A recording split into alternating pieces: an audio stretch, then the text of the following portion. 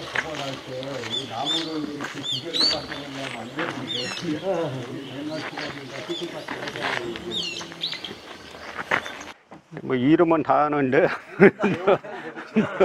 막상 뭘 하냐 물어보면 아는 게 저 어디 뭐 북경에서 연재하다가 글자 하나 뺐다 그래서 안 쓴다 그랬다는 얘기, 뭐 세수할 때 그냥 뭐 꼿꼿이 서서 했다는 얘기, 뭐 이런 에피소드 정도 알죠. 근데 사실 아까 선생님 설명하셨지만 이 문필이 여러 개 있잖아요 여기에. 아마 제가 쭉 공부해 본 바로는 우리나라 역사상 이 단재만큼 큰 이게 뭐 사상 역사 이건 많이 가진 분이 없는 것 같아요. 그러니까 전체로 치면 공자가 최고고 많이 하는 걸로 우리나라에서 뭐 단재라고 볼 수가 있는데, 먼저 이제 여기는 저 보면 이제 그 진외가라고 돼 있잖아요. 진외가 뭐냐면 그 외가의 외가예요. 이렇게 이제 자기 외가가 아니라 자기 아버지의 그 어머니의 외가. 그러니까 이제 율곡도 저기서 태어나잖아, 강릉. 거기도 진외가예요. 근데 지금 우리가 그걸 이상하게 생각하지만 우리나라는 원래 모계사회예요. 그래서 이제 그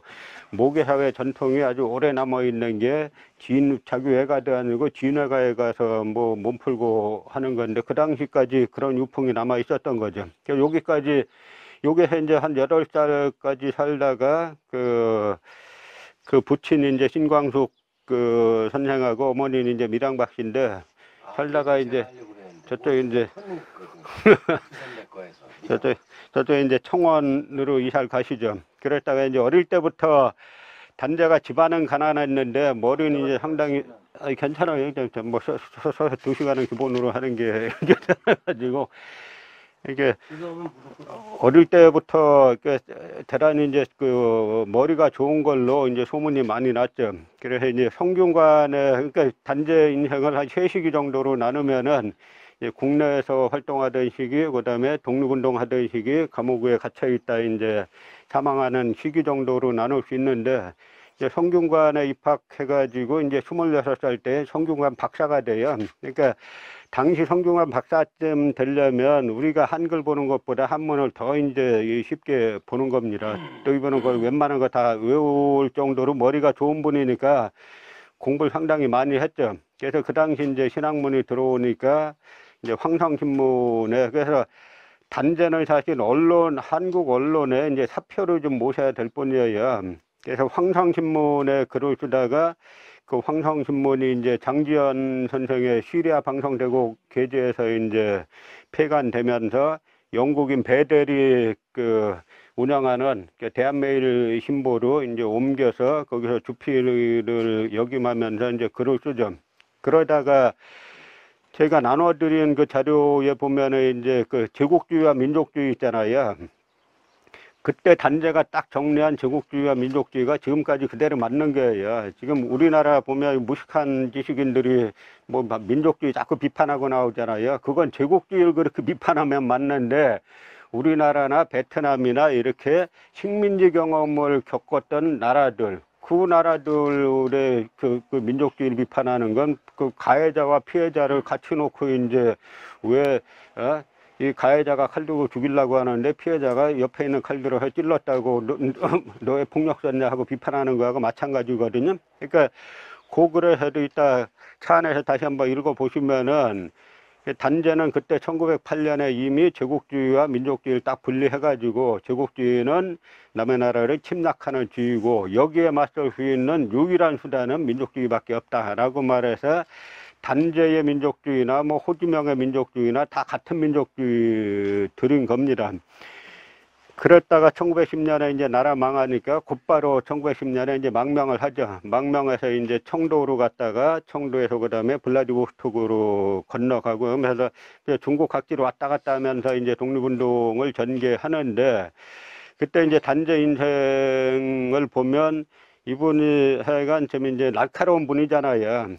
그러다가 문명은 워낙 있으니까 이제 상해에서 임시정부가 만들어질 때 이제 의정원 의원으로 이제 피선이 되는데, 그때 이제 상해에 무슨 사건이 발생하냐면, 이제 대통령으로 이렇게 된 이제 이승만이 미국의 위임 정치 그 청원을 하잖아요. 미국의 한 주로 삼아달라 하니까, 그때 이제 단재 글을 보면은 뭐 박은식하고 서로 울면서 이거는 이제 유한용보다 더 나쁜 놈이다. 유한용은 있는 나라를 팔아먹었지만 이 유한용은 없는 나라, 찾으려고 하는 나라를 미리 팔아먹은 놈이다라고 해가지고 그 임시정부에 유한용 제명 청원을 했더니 그걸 이제 안 받아들이니까, 예, 그러니까 이제 안 받아들이니까 임시정부 참여를 거부하고, 그다음에 이제 북경으로 올라오는데, 그래서 북경에 그 단재 신채호, 그다음에 우당 유해영, 힘찬 김창숙 요런 이제 그 민족주의 강경파들이 하나의 북경파를 형성해요.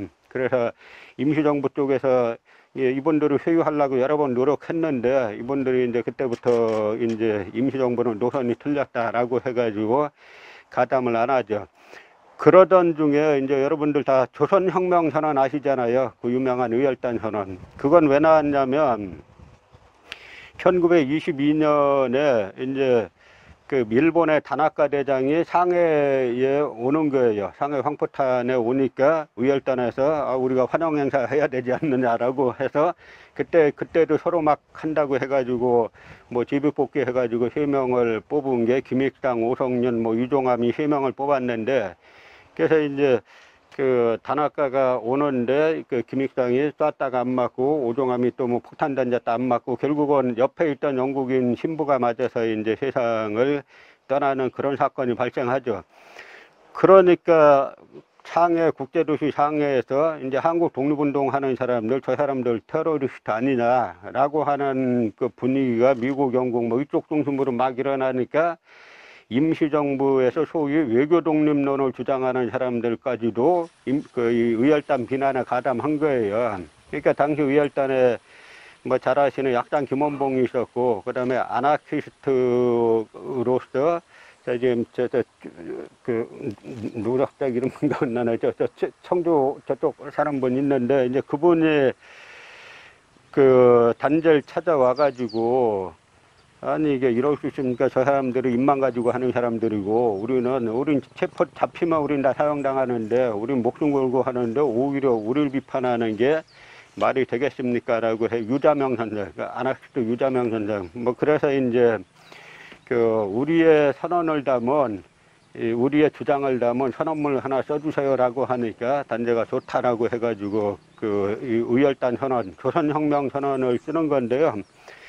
거기에서 보면 뭐 일본이 강도 일본이 우리의 뭐 생존권을 다 박탈하고 이제 걸로 시작하는데 중간에 외교독립론 뭐 이 자치론 이거 엄청 비판하잖아요. 너희들이 열국 공관에 탄원서 수십만 장 뿌려봤자 그게 무슨 효과가 있느냐, 무슨 현 정치하에서 자치를 논하는 자 누구냐 해가면서 아주 이제 묵사발을 내는데, 그래서 그 의열단 선언문이 한국 독립운동 역사상 가장 이제 속 시원한 그 노선을 갖다가 그 우리의 갈 길은 이 민중혁명밖에 없고 그 다음에 또 폭력혁명밖에 없다. 그래서 우리는 폭력으로서 민중과 함께 폭력으로서 우리의 목적을 달성할 것이다라고 이제 하는 의열단 선언문이 나오게 되죠.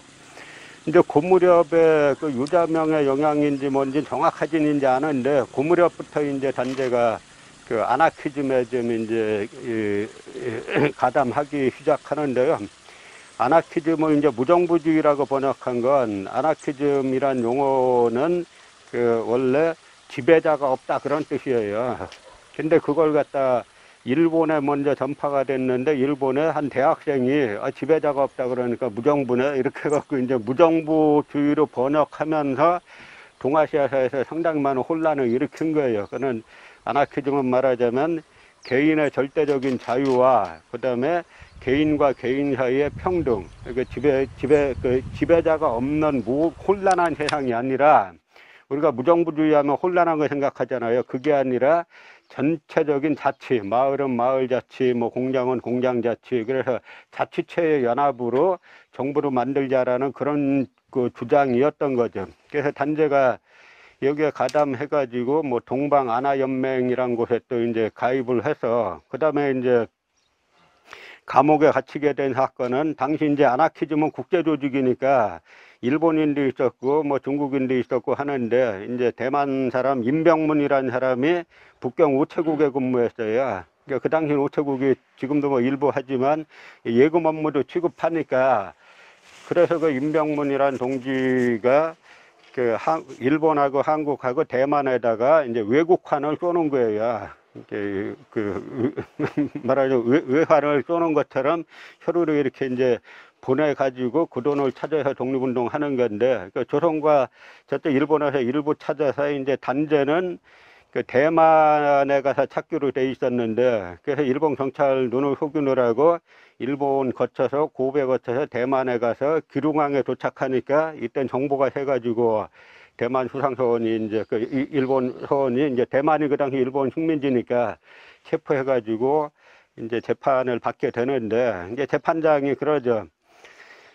너 결국은 이게 국제 우패 외국환 사기인데 창피해 부끄럽지 않냐 하니까, 우리가 우리나라를 찾기 위해서 하는 모든 행위는 전혀 부끄러울 게 없다라고 이제 말하고 이제 10년형의 징역형을 받는데, 그래서 이제 그 당시 뭐 조선일보 기자도 감옥에 있는 걸 잠시 이제 뭐 문안하고 그러는데, 그러니까 잠시 이제 면회했는데, 가보면은 이제 단제가 감옥에서 뭐 조선 뭐 이 상고 문화산 이런 책들을 쓰잖아요. 근데 그거는 전부 다 외워갖고 쓰는 거예요. 그래갖고 글을 언제 씁니까 하니까 뭐 잠시 틈틈이 10분 동안 노역하다가 쉬는 시간에 저기 쓴다라고 뭐 할 정도로 그 열악한 상황에서 글을 써가지고 이제 그 당시 이제 조선일보에 연재를 했었죠.